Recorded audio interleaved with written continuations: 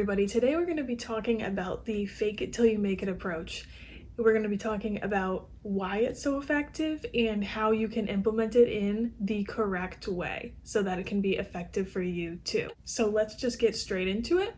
We're going to start off with why it's so effective. The fake it till you make it approach is effective because your brain believes what you tell it repeatedly. So if you tell it something over and over again, it's going to start to believe it because the brain is always looking for evidence to prove a point, to prove a belief that you have. Whether it's a good one or a bad one, it's always going to be scanning for evidence, and it's going to be scanning for evidence of the specific side you believe, positive or negative. It's not going to be looking for the other side too because it wants to prove its point. So if you are always looking at the negative things are going to be the things that you see the most. So then that would mean if you gave it a positive thing to look for, you said, you know what, I'm going to start believing this positive belief instead, the opposite of the negative belief. Whatever it is that you want to believe instead, you tell yourself, oh, well, this is what I believe now. And then you start actively looking for reasons why the positive one is true. And you might have to start doing it manually at first because it's set in stone that it's the negative one right now. So you have to train your brain to see the opposite, to see the better side of it.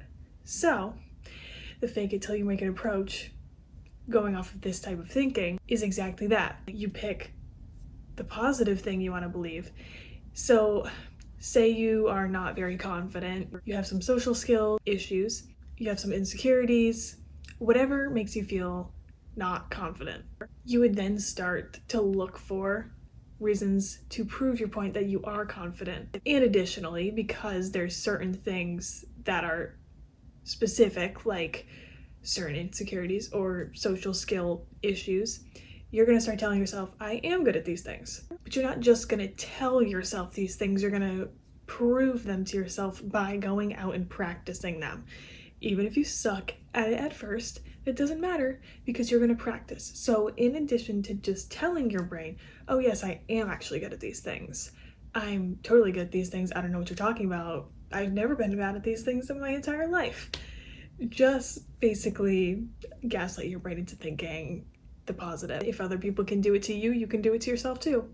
Because everything you learned is an idea that's been brought into your mind by somebody else. We learn everything in life besides our natural instincts. So if you have certain insecurities like your body, if you weren't around a bunch of people who were obsessed with their looks and bullied other people for their looks, you wouldn't look at yourself and say, oh, there must be something wrong with me, because then you just look at everybody else and be like, oh yeah, like all these people look different, like it doesn't matter. Or you wouldn't even think about it at all because it wouldn't even be a thought. It wouldn't even be something you think about because you weren't trained to think about it like you are. We're trained to think all of these certain things at some point in our life. So if you wanted to be confident, as I said, you will just have to convince your brain that you are by telling it, and then also by showing it. Because if you just tell it, that can be effective too, but when you actually put action into it, it can really make a lot more of a difference and speed up the process too. Because if you're somebody who doesn't necessarily believe something just because you said it, like if you have a hard time with manifestation because you can't believe it just because you said it, and maybe you feel like, oh, like if I put action into it, then it makes it a little bit easier for me because I feel like I'm actually doing something rather than just like trying to materialize it into my life without doing anything about that. If that is how you think, then you're definitely going to want to add in the approach of actually making the effort. So how you can do this is, I would not suggest doing it with people you know, because with people you know, especially like judgmental ones, they're probably going to be like, why are you suddenly acting like that? And if they're like the people who like put these ideas in your brain in the first place that you should not be confident about something or you should be insecure about these things, they're going to have a problem with it. And you're going to have to deal with this at one point when you start acting like this all the time. But that is not for the beginning. Save that for after you have already become this version of yourself. And it doesn't have to just be confidence. This is just my example. Put this in any format you want. Use it for anything in your life that you want to change, anything about yourself, any behavior, any way of thinking. but I think confidence is the best example here. But so a good option for somebody to use this around would be somebody you don't know. Go to a grocery store, random public places, and just start acting like this is you.